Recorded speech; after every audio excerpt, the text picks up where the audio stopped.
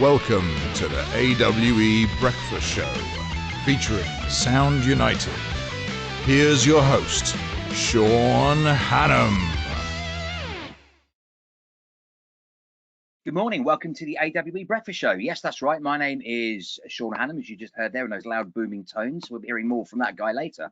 I'm a freelance journalist who specialises in writing about tech, retail and music. I've been in the CE industry for more than 20 years, and I'm your host for this morning's AWE Breakfast Show session at EI Live Interactive. Now, as part of this virtual week-long event for the home tech sector, I'm talking to industry representatives from brands including Sony, Ring, URC, Epson, Denon, Marantz, Definitive Technology from Sound United, LG, and also, of course, AE. It's been a long week, and we're halfway through. We'll be holding an interactive Q&A session with our guests today towards the end of the show, and there'll be the chance for you, the viewers, listeners, to send in your questions for the panel during the program. So have a think about what questions you want to ask the guys at the end of the show. And to do this, you can need to maximize your computer screen, go to the viewers control panel on the webinar platform, where you can submit the questions during the show, and we'll discuss them with the panel towards the end of the session. It's exciting stuff. Now, for this morning's half an hour session, I'm delighted to say I'm joined by representatives from AWE and Sound United, which is the parent company of brands including Denon, Marantz, and Definitive Technology. We're going to hear about those some of those brands in a minute. And today we're talking about new products and topics, including the variety of immersive audio formats out there. We'll be touching on DTS:X Pro. We'll be discussing the challenges of HDMI. We'll also be finding out why there are so many logos on the front of Sound United's AV receivers. That's the big question, isn't it? And we'll also be looking at some current and future trends in the AV market. Now I'd like to introduce my guests. So firstly, from Sound United, joined this morning, we have Oliver Creter, who is Product Manager for Europe, and Roger Batchelor, Product Specialist from the UK. And then from AWE, we have James Drummy, who's Home Cinema Product Manager for AWE. Yeah, so morning, guys. How are we all this morning? Good, thank you. Cool. So Oliver, you're joining us from Germany, aren't you? Whereabouts in Germany are you this morning? That's correct. Good morning, Sean. I'm in Germany, located in Germany, in the north of Germany. Maybe you heard about the area around Bremen, so that's pretty up north. It's pretty cloudy outside right now, and so it's a good time to have a nice breakfast session here. Yeah, cool. I'm missing my breakfast. I'll have to have that later. I've been up for hours, but I haven't had to squeeze any breakfast in. Roger, and you're joining us from sunny Chesham. I know it's sunny because you're about 10 minutes away from me, aren't you? We only live around the corner from each other. Yes, indeed. Good morning, Sean. Yeah, literally less than a mile from your house. We could wave to each other out the window. Yeah, maybe we should do that later. Yeah. And James, where are you joining us from this morning? I take it from that fireplace that's been recurring during the week. You're probably at the AWE HQ. Yeah, I'm still here. I haven't left all week. I've been here the whole time. Have you been sleeping under the desk in front of the fire? Or... Yeah, something like that. Right, so cool. I'd like to ask you guys first of all about a background in the industry, about yourselves. So Oliver, tell us a little bit about yourself and how you came to join the CE industry. No, it was quite a coincidence. I have a background as, let's say, a service technician, then I studied engineering on electronics. And by coincidence, I popped into a guy from Marantz, Germany back in 1997. So that was my start in the industry. And since then, I was caught. I couldn't get away. And meanwhile, I'm working for Denon, Marantz, Definitive Technologies, and a few more brands under the parent company. Yeah, we're going to talk about that in a minute. And Roger, we were chatting before we went on air, and you've been working for Denon for 30 years, you said. Yeah, almost 30 years. Come next February, it'll be 30 years with Denon. Yeah, and 10 years with the Marantz brand, and nowadays, of course, with all the other Sound United brands. How did you first get into it? You got into it through retail, didn't you? Yes, I was in music retail first of all, and then hi-fi and AV retailed in the days when AV was starting to take hold, stereo TV broadcasting in the 1980s. Then I came to Denon in the 90s, and that's when I got involved in all the UK sound tuning and product marketing and dealer trading and all that kind of stuff. And James, you had a background in retail as well, didn't you? Yeah, so 20 plus years in the industry. I was in a shop in Red Hill. In fact, I met most of you guys before I was at AWE through a previous life, because we were just around the corner from where you used to be, weren't we, Sean? Yeah. And Roger came down and knew the shop well. Unfortunately, it did close down like a lot of hi-fi shops at the time. But after that, moved straight over to AWE. Right, we're going to talk a bit about the brands now and focus on Sound United. So Oliver, can you give us a little bit of a background on the kind of the corporation that is Sound United? Yeah, sure. Yeah, as Roger mentioned earlier in a pre-discussion, and Denon and Marantz have been competitors in the past, but then around the 2000s we merged, and D&M was formed, and after that Sound United got our parent company and brought Polk Audio and Definitive Technology to the company as well. And then we of course have also Class A and Boston Acoustic, and lately added B&W. But yeah, for sure, our core brands are Denon and Marantz under the umbrella, plus Definitive Technology. Yeah, Roger, can you elaborate on that a little bit? Tell us a little bit more about Denon and Marantz, the kind of background. Yes, indeed. The two brands obviously have their own approach in terms of design and in terms of sound tuning, as you can see here from this slide. What we share, of course, is common platforms for technologies like Audyssey, Dolby, DTS, and all those kind of things that obviously involve licensing costs, and then our own technologies like HEOS platform built across all the brands. But each brand has its own identity, its own approach to the design and look of the products, but more importantly in terms of the sound tuning.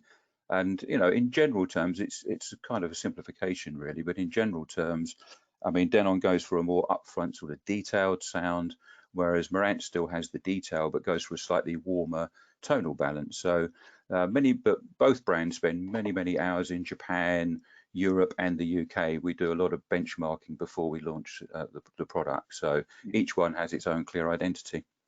Okay, and James, can you tell us a little bit about AWE's background? Yeah, so family-run business, been around 85 years, but about 20 years ago came over into distribution for the CI market. In fact, one of the first product lines we did was Denon Pro. So right back at the start of the moving into the custom install distribution, we've been dealing with Denon from there, and then of course that became Denon and Marantz, and then with the Sound United, that's we took on Definitive Technology as well. So throughout the whole of our kind of custom install distribution history, Denon has been a big part of it. For the first part of the talk this morning, we're going to chat about new products really. So let's go straight in with the new products. So we're here specifically to talk about AV receivers you have out at the moment, and we're focusing on Denon and Marantz. You kind of talked about some of the differences between the brands, between Denon and Marantz. Can you sort of tell us a bit about what makes the AV receivers different from the competition, and kind of what makes them suitable for the custom installer market, I guess? Sure. If you look to the key of our products, of course, is always best sounding receivers, and you have seen many reviews out there really highlighting the quality, the audio quality and performance of the receivers, but also the feature set is very much on a high level. We always care about the latest technologies and compatibilities into our new products, and by that we always keep a high level on user experience, and we always also have in mind when designing the product that we feature or take care about the custom installation featuring required, because if this product is sitting somewhere in a rack or in a shelf or in a cupboard, you can't see it. You need always different types of interface to keep it possible to control these products. And here, for example, on the slide you can see our CLI protocol, which is a command line interface, which makes it possible to control the product over the IP. The good old standard RS-232, the analog connection is also there. Flash inputs, IR inputs, all these kind of stuff. And we also have SIM, so remote management system. Okay. So that, for example, companies' remote access system like Domos can be connected to our receivers. Yeah, so always in mind we have custom installation as well. So that makes us very different to the rest of the competition. Okay, we talked a bit about how they appeal to custom install market. I guess we should talk a bit about how the products appeal to consumers. So can you talk us through some of the kind of the highlights of the features? Roger, do you want to speak about that?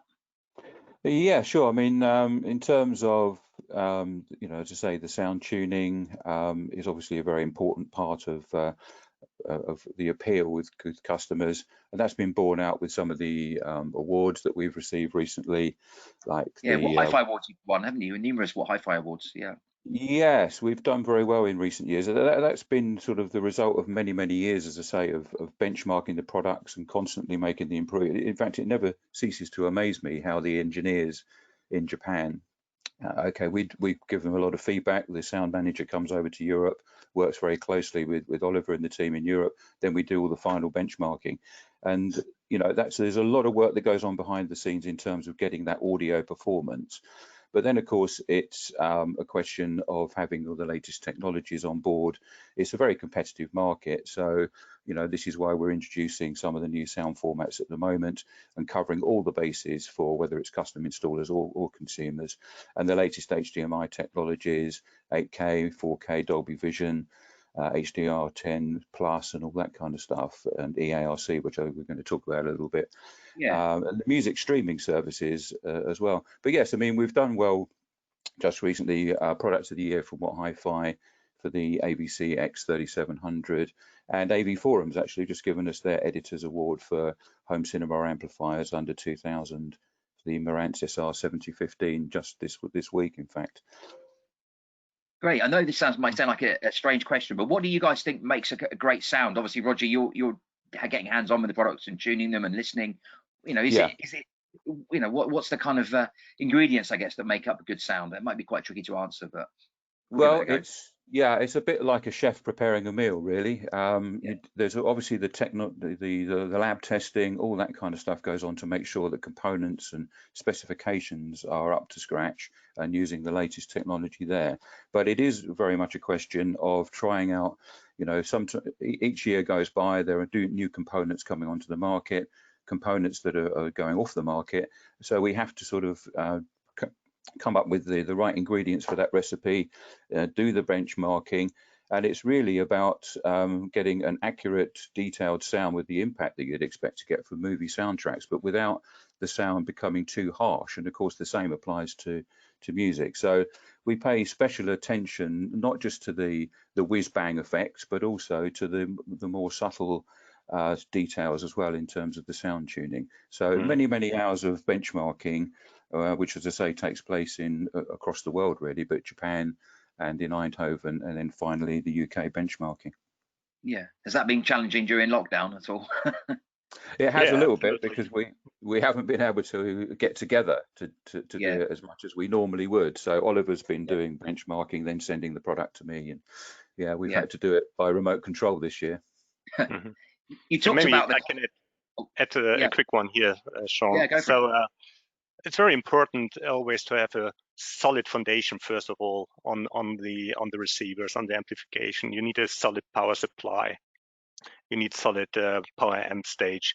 So if this is all set, you can start to tweak it to the sound you would like to reach, what you are aiming for. And as Roger mentioned before, there are different sound philosophies for Denon and Marantz. And when we do our evaluation, we of course always keep this in mind, that we have two different characteristics.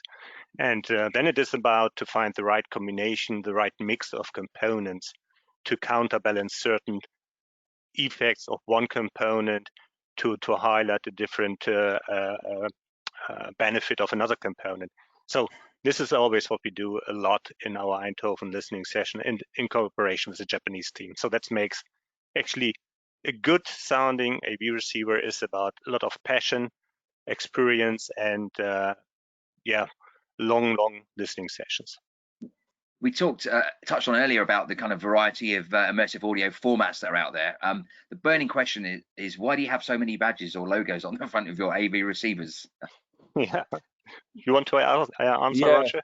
Yeah, sure. Well, obviously, I mean, we don't have to have all the logos on there. But we're very happy to have all the technology that's built in, things like obviously with Dolby and so on, but also our own technologies like AL32 processing from Denon and the HDAM modules, the discrete modules that Marantz use. Again, two distinct technologies that each brand has. So yeah, And some of the products we've launched recently, like the 110th anniversary models, have none of the logos on them at all, just the 110 for the 110th anniversary for Denon, that is, of course. Yeah. Denon's and the ones we are obliged to put on, we just put on the rear panel now. So like it all. But for sure, there's as you already mentioned, we have our own technologies, AES32, HDAM. But the common technology we use, of course, is our HEOS platform, which is actually our, let's say, interface to the internet, to the network, to music streaming, to firmware updates, to CI control, as mentioned with the CLI protocol, but also multi-room, as shown here.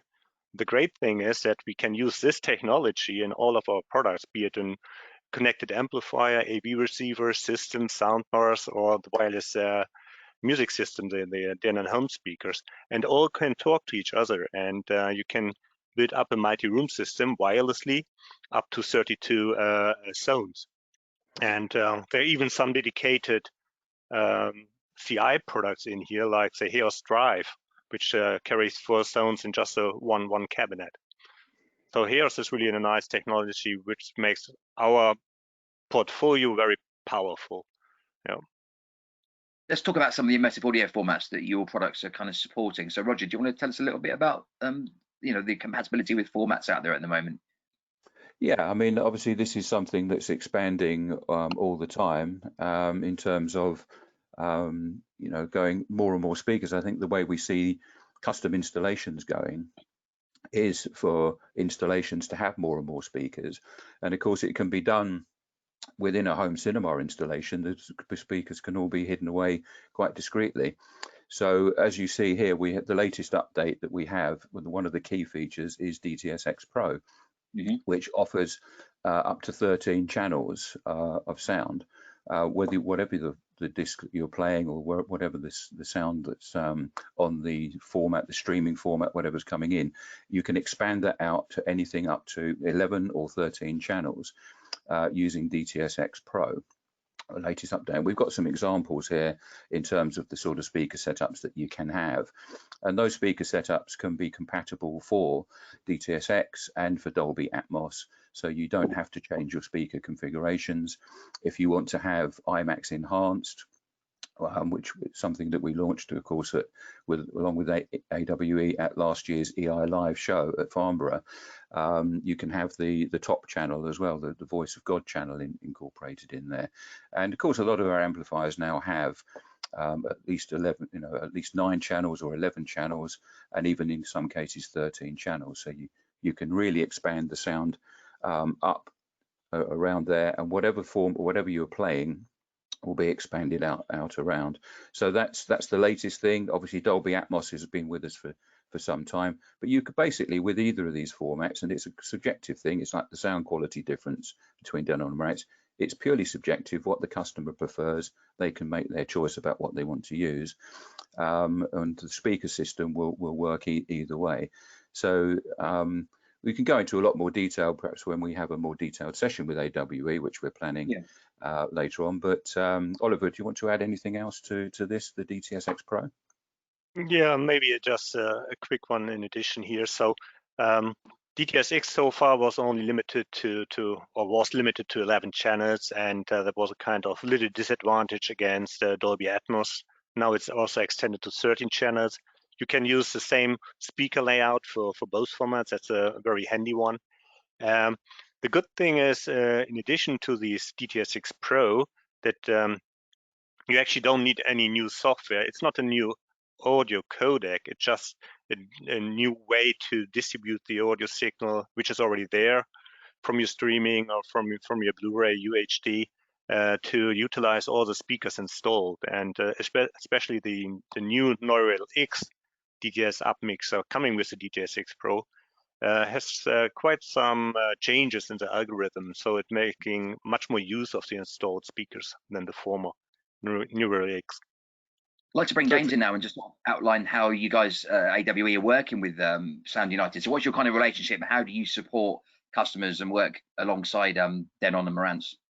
Well, as I said earlier, I've been working with Roger for a very, very long time. So we've launched various formats together, whether it's we did Dolby Atmos here. We were the first place in the UK to be showing that here with the Marantz product. We did the IMAX Enhanced launch with them. But what's really good with the relationship with Sound United and AWE is we've actually got some custom install exclusive products as well. So things like the Marantz SR 5015 or the 50 series for a number of years now has been a custom install only product. So it's been a shielded AV receiver specifically for the CI market.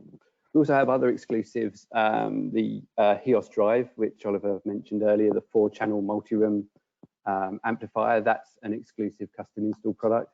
And now we're taking on Definitive Technology. We also have just for installers their custom install range of speakers.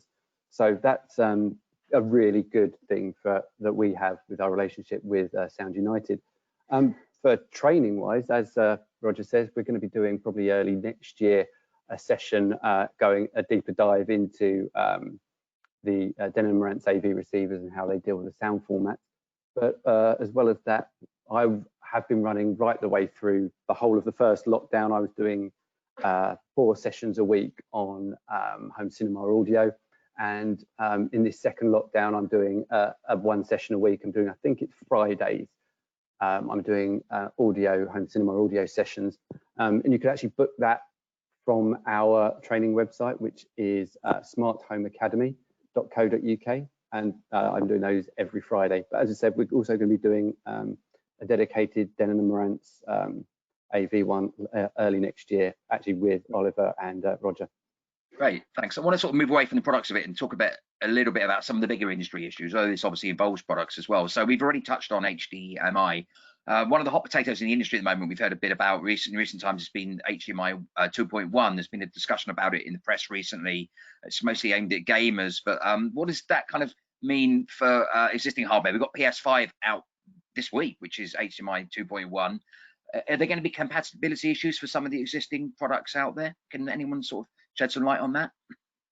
Yeah, sure. So, you know, there have been some findings about 2-3 weeks ago by the press when the first Xbox came up to market, that there was one game mode actually not supported by, let's say, the game console choose a different way than the chip manufacturer used in the products or in the chips we utilize in our products. So there was a kind of gray area in the HDMI standard, which was not clearly defined. So there's now for this gaming mode, which is actually to be precise, 4K, 120 Hertz, HDR. So there is an issue that the screen stay black if you run the product or the video signal through the AV receiver to the compatible screen. However, it's really a very, very niche use case. Right now, there are just about 2 or 3 games outside anyhow supporting this kind of resolution. With the launch now of the PS5 and also the NVIDIA graphic card supporting 8K and also this 4K 120 Hertz HDR resolution, we could prove that these are working 100%. So there's no issue at all. So this problem actually affects only very, very limited number of customers.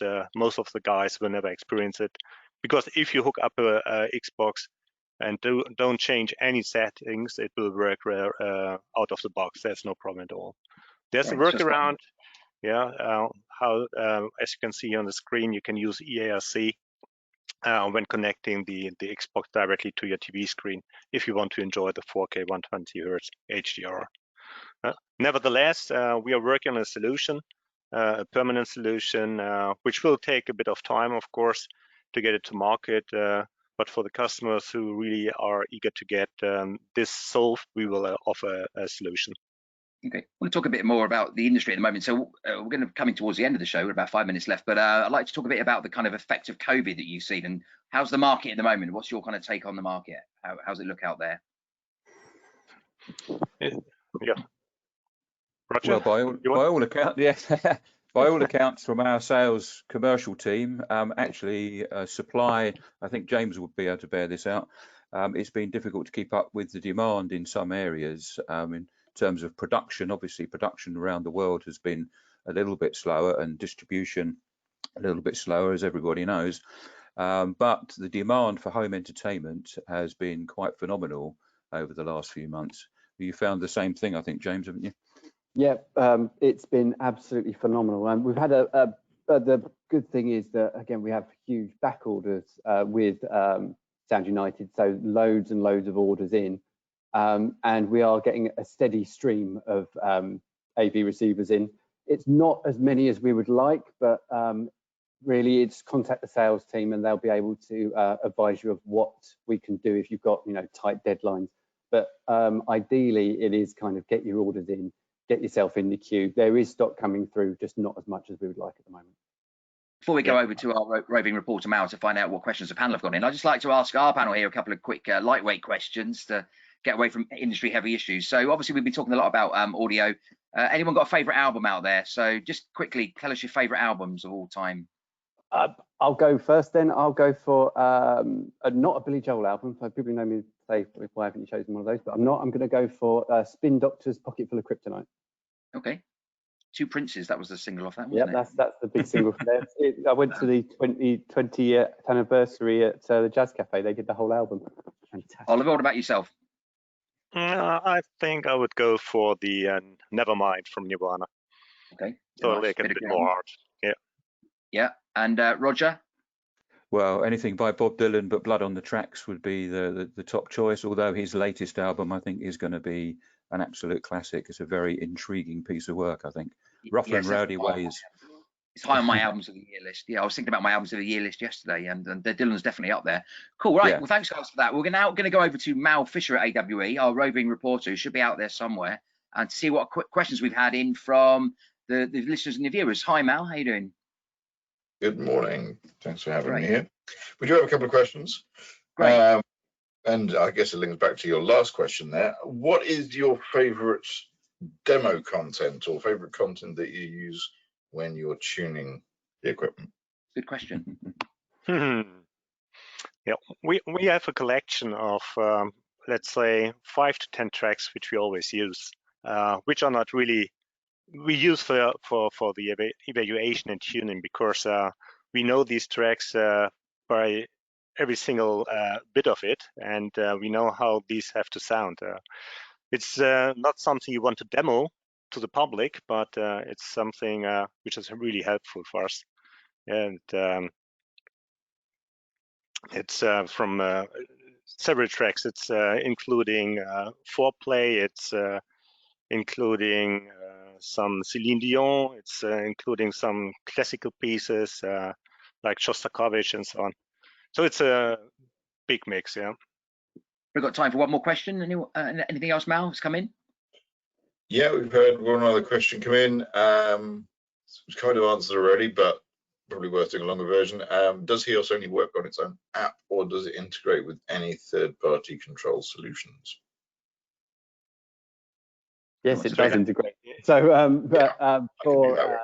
for us, I can definitely say that we've got working URC third-party integration. So definitely, if you're going to be putting it into a control system, the URC one works incredibly well. I've got that on demo here. And it is available on a lot of the other control systems as well. Great. And you said there will be sessions as well on and coming up on training on Sound United products as well, coming up in the near future. So that'll be something to look out for. Great. Well, I hope you all now feel thoroughly immersed in audio. I certainly do. And I now have found out how many badges and logos there are and why. So I've got to find out everyone's favorite album. So it's been a good morning, hasn't it, so far? So I'd like to thank my guests, Oliver and Roger from Sound United, and James from AWE, and our roving reporter Mal from AWE. And don't forget to listen into the rest of the AWE breakfast shows. We're halfway through the week now. We've got quite a few more sessions to do. I'm off to prepare some more of them now. And yeah, enjoy the rest of EI Live Interactive. Thanks, and enjoy the rest of your day. Thanks for hosting us. Cheers, Sean.